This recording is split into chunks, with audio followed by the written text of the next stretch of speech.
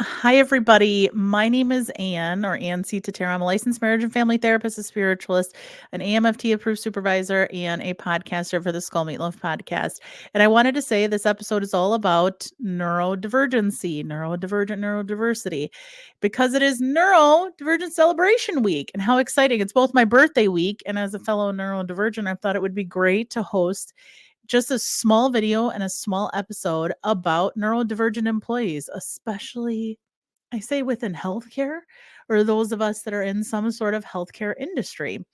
Now, I wanted to first kind of talk about a couple things. You'll actually see on the bottom, it says all streams are educational only. They don't replace medical treatment. I'm not placing to do that. I'm not having any kind of supervisor role, any therapist role, anything. This is just educational only and things to consider. Not telling you what to do. And that's important because one of the things I really try to do on all my platforms is really begin to discuss mindful media. And what that means is that I am one person. Please go out and seek other videos, other information. Harvard Health has things. APA has things. There's a great article called Strengths in Neurodiversity on apa.org. There are great, great things on very reliable and evidence-based places that talk about this a little bit more. So I am one person, so you have a right as a person and to go look it up, and the privilege of the internet to go look it up, right? Or to have access to it. So as we talk about kind of neurodiversity today, we're going to start with the definition. Okay. And it's going to show up on the bottom of the screen right here. Gotta love the multi-stream and getting videos out there. So neurodiversity, it's diversity of all people, often used in context of autism as well as ADHD, attention spectrum disorder, attention deficit hyperactivity disorder, and dyslexia, other neurodevelopmental conditions. It also includes individuals with very, very high anxiety. So it's normally individuals that, in somewhere within their brain, in some capacity, the way that it connects in the frontal lobe with executive functioning and certain parts of processing and learning and development, that it works a little bit differently. It's diverse in that way that we work a little bit differently than others. And I am speaking from lived experience myself. I share very openly that I consider myself somebody that is neurodiverse and does have disabilities. I openly share it within my platforms, and I am not ashamed to share it, whether with my supervisees, my clients, obviously, if it's clinically appropriate, and in spaces like this within educational spaces.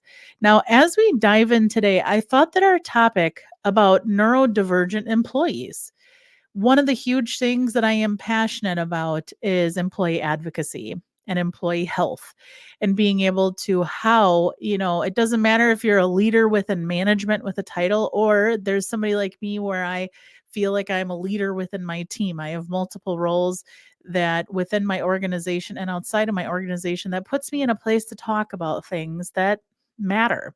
And all of us might be fighting different battles, but they're very important. So when you look at an employee that's specifically, neurodivergent, that learns a little differently, speaks a little differently, interacts a little bit differently, is creative even differently. How we reframe that into a positive environment and how we become open minded instead of more closed minded or closed minded. And it's different to be, confused and curious and engage with a conversation or to really close a door to a conversation. So the biggest thing today is I encourage others to, the first thing is educate yourself. Educate yourself. And as you leave here today, being able to understand the different needs that employees do have. And this is very difficult, especially in education systems and within even healthcare systems. I find that they have, right, a standard of practice. They have a way that things do, and they almost outline that very similarly with their employees. They have a standard of practice. They have some sort of set policy that is there. And it is very important to know, although not okay to ask people their diagnoses or medical conditions, especially if you are a peer or if you're in management. If they offer it or they're seeking out accommodations or even FMLA or ADA accommodations, that is one thing, right? That is one thing if they choose to share and if there's steps that they're taking. Yet, I think we can even support neurodivergent employees without having to disclose those things to people. And there's a couple things, okay? The first thing is the education piece, being able to potentially recognize when you have one of those individuals within your team. And when I make the joke, I giggle because even within, my own teams, we can tell those of us that are on the neurodivergency team. One of the things that is really important is learning styles. That everybody truly is different. Not everybody fits within this box, especially within healthcare and other places that are a little more rigid with their presentation. That there are things within those. Yes, we have expectations, you have policies, you have procedures, you have things that like need to be followed. Absolutely. And it needs to be obviously patient centered and evidence based.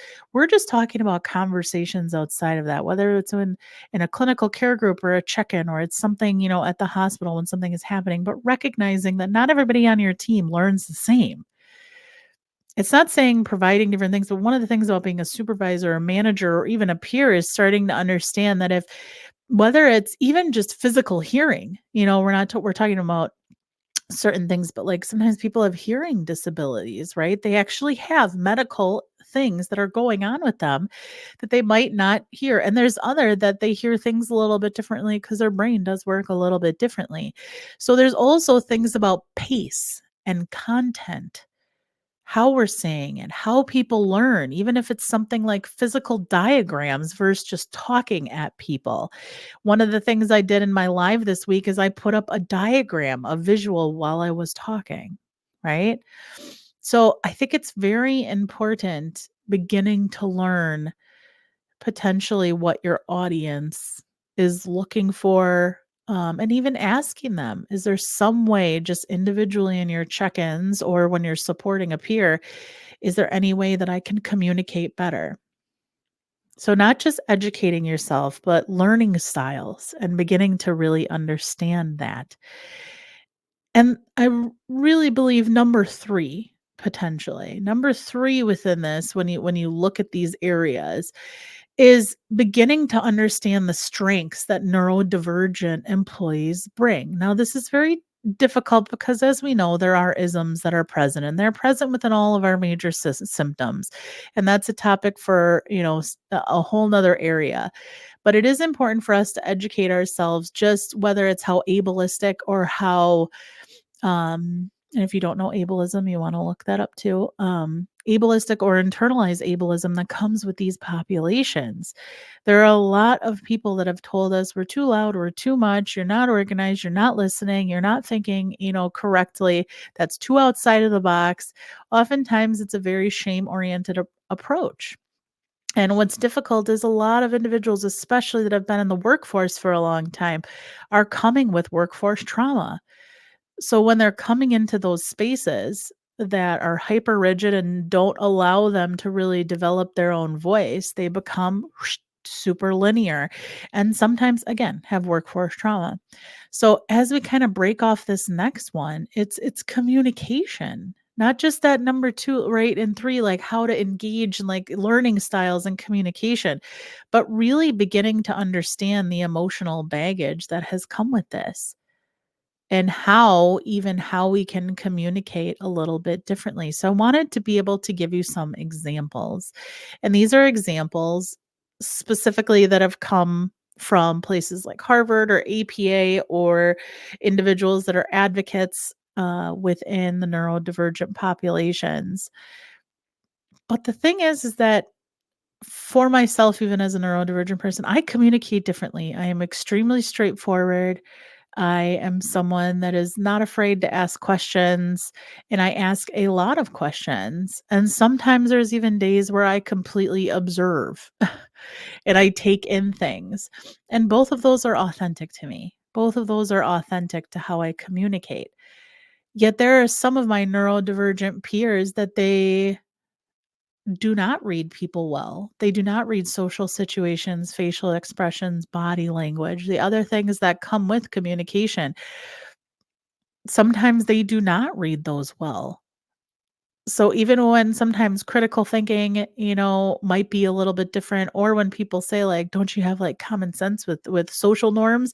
And it's kind of like, no, not everybody does fit within those social norm or normative components. So for someone to even just assume that, right? So, one area that may come across is being very, very clear and direct, right? There's some people that they use jokes or sarcasm or things like that, but being very clear and concise. I have found it even to be helpful when I'm working, with a peer or both of us, is staying on task and making them short and very time limited, like SMART goals, but being able to really understand. And then we just repeat it back to each other and discuss how do we how do we still communicate well even after this, right? Because executive functioning isn't just taking it in and having a process, but how we spit it out and organize it after the fact. Task initiation and organization are two parts of executive functioning that come after it is out of our body. So, how, again, short sentences, written communication, dialogues, diagrams, being clear and concise. Um, I have found it even to be helpful. Some people do not respond well to open ended questions. Sometimes it can be, especially for the frontal lobe, too overwhelming. Now, it doesn't mean that you can't try, invite, or ask. You can engage a conversation because there are some of us that like open ended questions. I personally do not like close ended questions unless it's something that needs to be decided. So there's some individuals where they might need close ended questions that are shorter, right? That's yes or no questions. Open-ended just means, what sort of feelings and what does that bring up for you versus do you feel sad, right? That sort of thing. I always find that open-ended questions work really well for some, but everyone is not the same. Again, this is the point. The other thing that is very helpful is working on things like closed caption, other accommodations, ways to record things and re-review them. That's why I didn't do this on live. I wanted to have a space that it was on my platforms that people could go back and watch, and being able to stop, review, to go back. And this is really for managers and organizations. You have to make your content accessible, especially if it is a required training. Being able to have closed captions, being able to have speech to text software, being able to, even the accessibility if there are language barriers. An individual has the right to have options to other things that they are needing and to be comfortable in that space. Now, the next component, I think we're on 4 or 5. Welcome to my brain.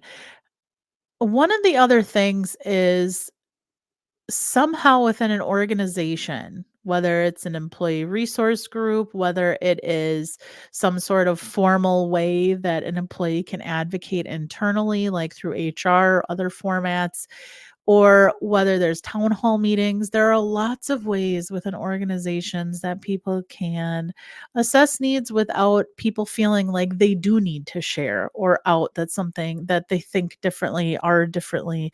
Um, and I just say different for me. These are things that I'm comfortable with. They're not everybody's going to be comfortable with all the phrases that I use, because there are different individuals within different parts of the neurodivergent population that have their own, advocates. So that's kind of another component. But what I was going to say was, from an organizational and strategic planning, is going into those areas that you can help proactively, that you can assess from a DEI perspective or diversity, equity, and inclusion, being able to step back and say to yourself, how do we become more inclusive to these individuals in this population in order to, right, professionally help them develop their future, what they want to do, their future in this company, or again, just professionally, individually, because sometimes someone doesn't or can't stay in one place all the time. So how you can develop,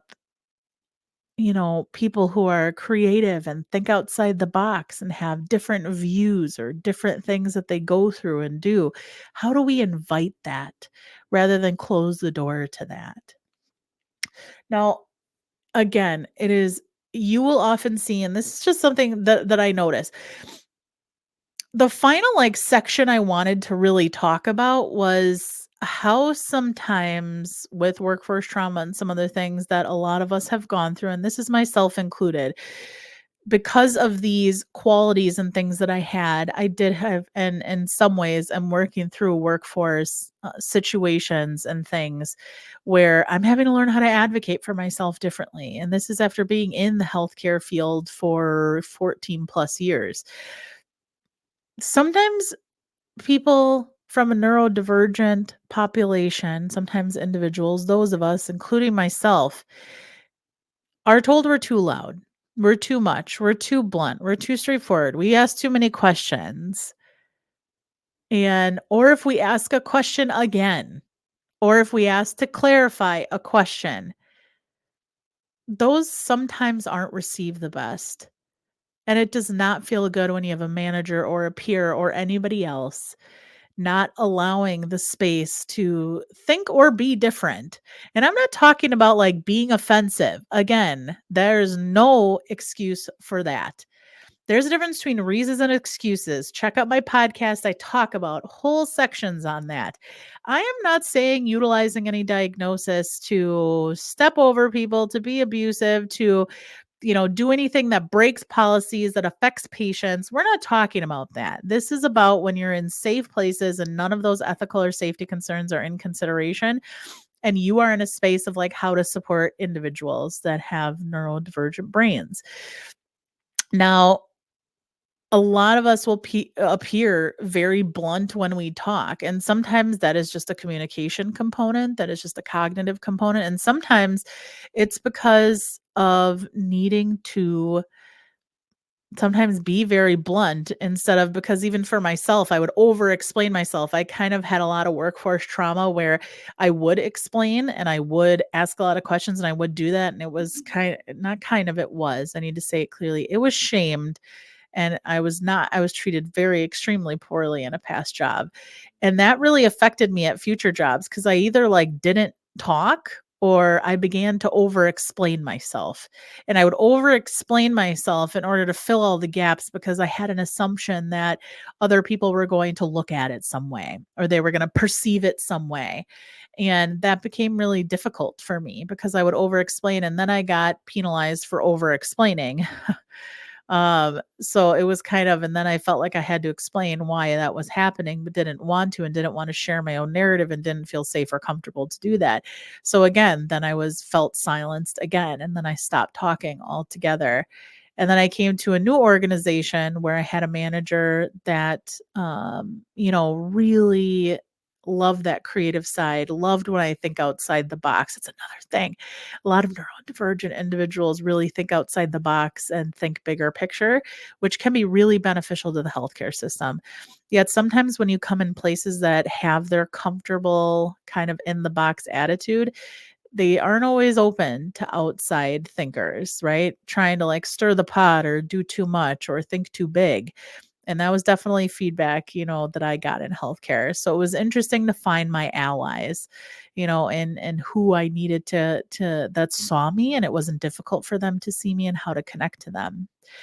Uh, but that is something really that's important to look at is people have their history and things that they come in with. And part of having a good manager, a good leader, a good peer is somebody that can be an ally to you. So instead of, that's what we talked about with perspective taking. Now let's talk it about as a neurodivergent employee, what we can do, what I can do. One, I can advocate and communicate with people, right? I can do that with if it's my choice. I don't need to disclose medical diagnoses. I don't need to share it with everybody. I don't need a trauma dump. That is not a thing. But I can do it professionally and be able to share, you know, a perspective when it's necessary, needed. Um, Part of advocacy is also joining local groups, making sure to look at your organization or potentially talk to them about starting support groups for individuals with disabilities, or even neurodiversity. Um, and all of these really fall under, again, because they're neurodevelopmental, because mental health, other things. These really are medical conditions and disabilities, and this is a disability right that we should have the space to talk about these things, especially if it's an equal opportunity employer. The other thing I would say too is look at where you're working and see what they do before you get hired there. Make sure to ask about DEI efforts. Make sure to ask about supports. Make sure to ask about ADA accommodations. Make sure to ask about things that you feel that you're needing for your medical disability and how you could get support in that. And that's like formal support. So this also is kind of not just doing research about the company, but once you're in it, check out the policies. Talk to, which is again, employee can talk to, especially in healthcare, a boss. Like our policy is talk to your boss. It goes to HR and other formats like employee health, et cetera. And then you work through the ADA accommodation process. But there should be a policy out there about how you seek out kind of formal versus informal requests and things that you need. The third thing is thinking about what you do need and versus what you want, right? Need versus want. The biggest thing is educating yourself about ADA accommodations and what some of those ideas are. There are lots of them. So make sure to educate yourself about that and what that looks like and how you can even get help, yourself and some ideas. There are even people that you can sometimes call and communicate with that have been through it before or at other organizations, or it can be an advocate. I know I kind of, when I talked about finding your allies, that is a huge one, is find people who see you, whether it's a peer, colleague, whether it's a manager, somebody that really sees you and it's not difficult for them to see you, that they see you as a creative, straightforward mind, someone with ideas and a lot of ideas that has a systemic process that they think about things rather than seeing you as a problem, seeing you as somebody who's trying to shake up a system, seeing you as somebody that thinks differently. I think that that should be encouraged and not something that should be closed out.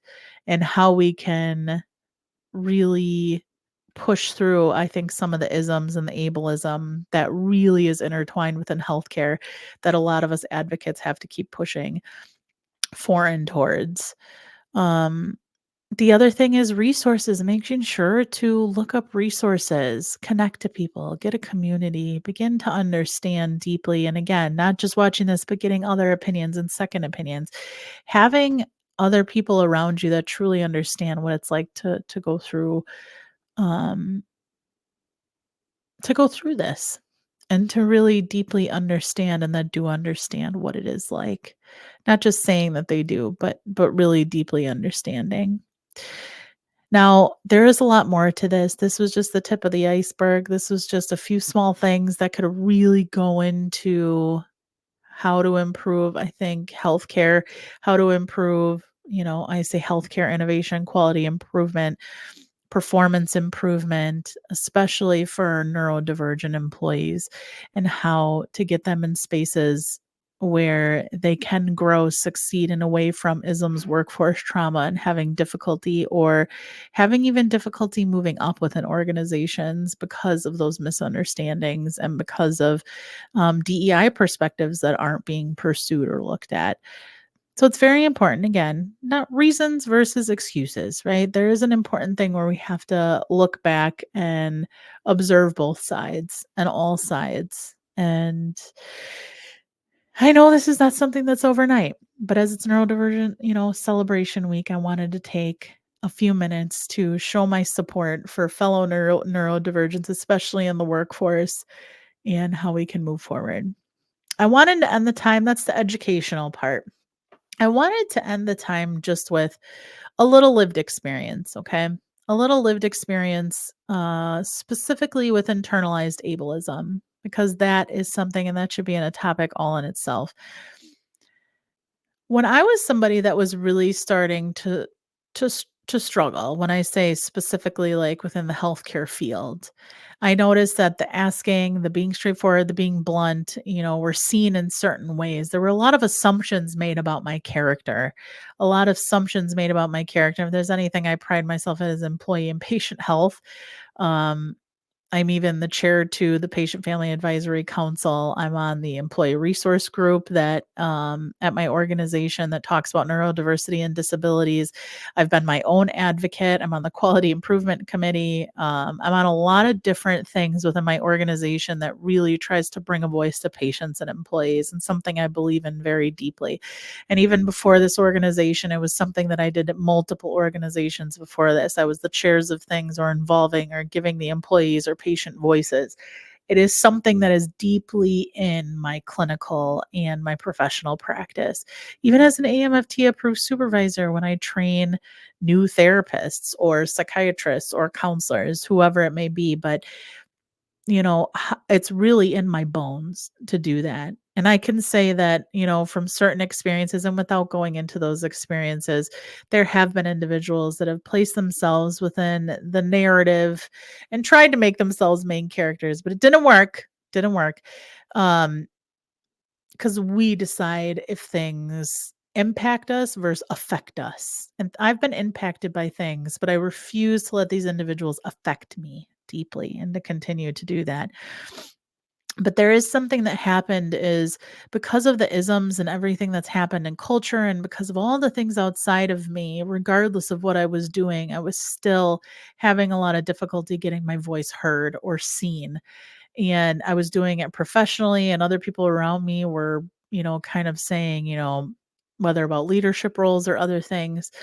And it became really difficult because I turned on myself and I really said, like, what am I not doing? And that's what shame and internalized ableism does is there's more that I need to do.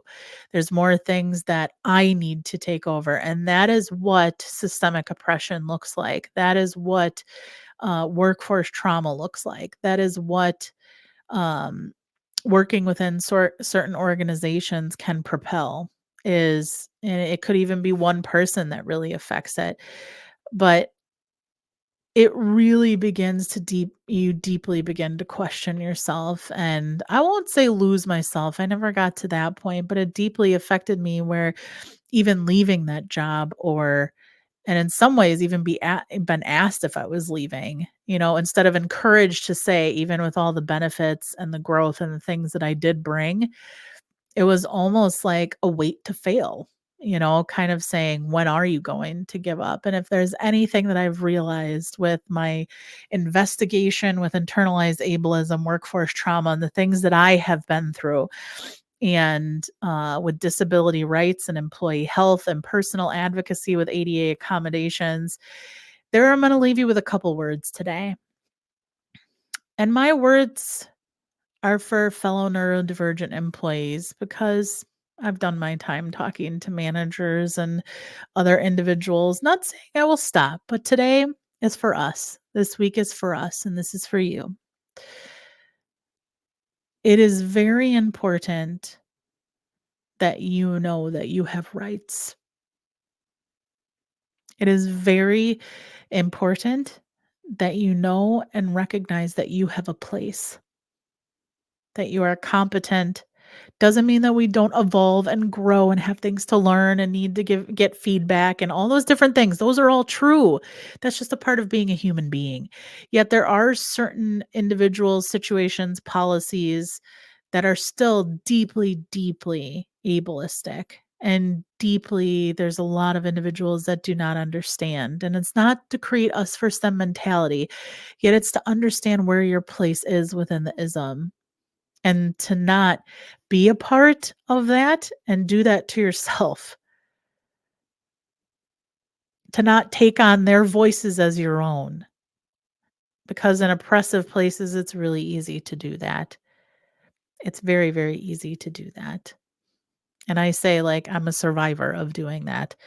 And I need you to know that there are those of us, me, other people within healthcare you can reach out to, you can engage with, you can I'm going to put it up here. All of these platforms right here, you can reach out to me, you can engage with this conversation and know that you have a place, know that you have people and you have to find your people and your allies, but that you deserve to be in the workforce and you deserve to be healthy and comfortable in the workforce. Again, doesn't mean anybody that's watching that is a critic of this doesn't mean that we don't recognize we get feedback, grow, evolve. That's not what we're saying here. It's really hard when you're just asking for a place at the table because there's not even a spot and people are still boxing you out, justifying why you shouldn't get a place at the table. It's not a good feeling. It's not a good feeling. So I think it's important that we know what our rights are, that we can advocate. We need to find our allies, that you deserve a place here, and I'm here for it. And I'm here for you. And I will keep fighting onward. I've been here for in healthcare for, well over a decade, and I ain't going anywhere. And I'm, like I said, a supervisor. I have other roles, that I involve myself in that, help. And know that you have a place. That's it. And there should be more to come. I might do another video this week, but who knows? Because it's my vacation. I actually took off this week for my birthday.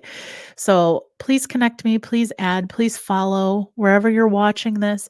Skull Meatloaf Podcast is on all platforms. I'm going to be doing more videos that are going to be on season 7 Epoxy of Skull Meatloaf on Spotify, but it's on all locations. I multi-stream every single Sunday at 8 p.m. except this Sunday, which is March 24th. I won't be because my nephew's going to be here for our birthday weekend. But I absolutely 8 p.m. Central every single Sunday, I go live with different topics about health and wellness and all those different things. Connect to me on anywhere from, it says all platforms, but LinkedIn, X, Facebook, Instagram, Twitter. I have lots of them, but I'm on all those. I'm no longer active on the Clock app, but I am on there too. You can watch my old videos. I decided to focus on my multi-streaming and other platforms. So please make sure to connect to me and connect to other people and make sure to give a follow. And as I say at the